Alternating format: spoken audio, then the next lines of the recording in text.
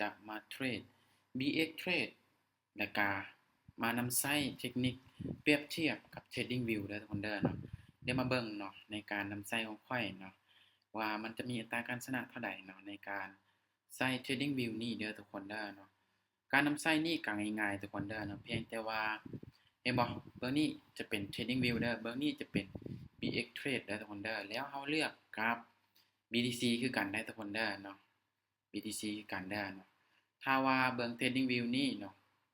มันแดงเฮาจะตามแดงเด้อถ้าว่าเขียวเฮาจะตามเขียวเห็นบ่คือปัจจุบันนี้เนาะ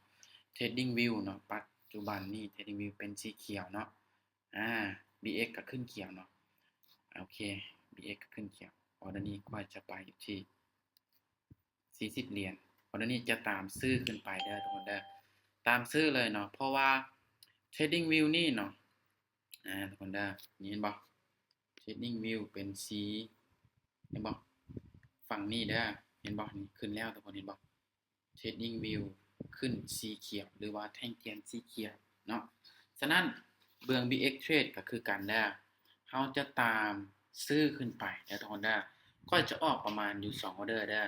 ออเดอร์นี้เป็นออเดอร์ที่1แล้วออเดอร์ถัดไปอีกก็คือเป็น2ออเดอร์เนาะวินทุกคนนี่เห็นบ่วินแบบงามๆเลยมาเดี๋ยวจะมาออกอีก1ออเดอร์ให้เบิ่งเด้อทุกคนเด้อแล้วให้ทุกคนนี่ก็ลองเอาไปศึกษาเบิ่งเนาะในการเทรดคู่กับ Trading View เด้อนะเพราะว่าตะกี้ค่อยก็เคยเทรดเนาะตาม Trading View เนาะคือปัจจุบันนี้บ่ได้เทรดแล้วเนาะก็จะออก40เหรียญอีกเด้อทุกคนเด้อเนาะก็จะออกอีก40เหรียญเห็นบ่ Trading View ลงมาแดงเนาะเฮาก็จะตามแดงเด้อขายลงมาทุกคนตามขายลงมาเด้อทุกคนเด้อเนาะเดี๋ยวเฮามาลุ้นไปนำกันว่าจะสามารถลงเป็นแดงให้เฮาได้บ่ใน BX Trade เนาะโอเคทุกคนเห็นบ่ลงมาแบบงามๆเลยทุกคนน่าจะบ่มีปัญหาตีบัดนี้นะถ้าว่า Trading View นี่ลงมาอีกประมาณนี้ทุกคนเด้อประมาณนี้เนาะถ้าว่ามันลงประมาณนี้เนาะโอกาสเบิ่ง BX Trade นี่จะลงนี่หลายเลย BX Trade ก็จะลงมาประมาณนี้กันเด้อลงมาโซนนี้ครับโซนนี้โอ้ยดิดขึ้นซ้ำทุกคนเนาะ Trading View เป็นสีเขียวเนาะก็เลยดิดขึ้นซ้ำนะจะออกอีก1ออเดอร์เด้อทุกคนเด้อบ่เป็นหยังเนาะจะคูณเงินเด้อเดี๋ยวนี้เด้อไป40เหรียญเมื่อกี้บ่วินเนาะออเดอร์นี้จะไปอยู่ที่65ซะ65เหรียญเด้อโอเค Trading View เป็นสีเขียวเนาะมาจะตามซื้อขึ้นไปเลยเนาะเพราะว่ามันจะแตกต่างกันได้ทุกคนเพราะว่า Trading View นี่เราปรับเวลาได้เพียงแต่1นาทีเท่านั้นเนาะมันจะปรับบ่ได้เนาะ30วิถ้าว่าได้30วินี่โอ้อัตราการชนะนี่ก็เกือบ100ได้ทุกคนเนาะเดี๋ยวมาเบิ่งทุกคนเด้อติดตามเบิ่งไปนำกันมั่นใจทุกคนเด้อในจุดนี้เด้อค่อนข้างมั่นใจกันเด้อเพราะว่า Trading View นี่พยายามขยับขึ้นไปเนาะโอกาส BX Trade เบิ่งเฮานี่จะขึ้นนี่โอกาสจะขึ้นนี่มีหลายกันเด้อโอเคสวยทุกคนวินงามๆเห็นบ่2ออเดอร์เด้อทุกคนเด้อค่อยได้ออกไป2ออเดอร์เดี๋ยวให้เบิ่งเนาะ2ออเดอร์ประวัติการเทรด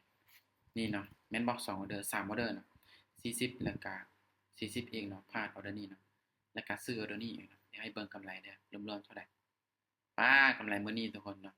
เพราะว่าได้เทรดไปแล้วเนาะในช่วงเช้าเด้อเนาะมีได้มีเสียทุกคนเด้อเนาะช่วงนี้เนาะวินงามๆได้กำไรมาแล้วก็รวมกับตัวนี้เป็น100อะไร255เนาะก็จะประมาณนี้นะทุกคนเด้อสำหรับการเทรดเนาะหรือว่าในการวิเคราะห์เนาะหรือว่าเครื่องมือสอนวิเคราะห์เนาะถ้าว่า Trading View เป็นสีเขียวประมาณ3วิเฮาต้องกดเด้อทาง BX Trade เด้อทุกคนเด้อเป็นสีเขียวซื้อเนาะแล้วเป็นสีแดงขายเนาะตามแท่งเทียนเลยเด้อทุกคนเด้อตามแท่งเทียนเลยเนาะ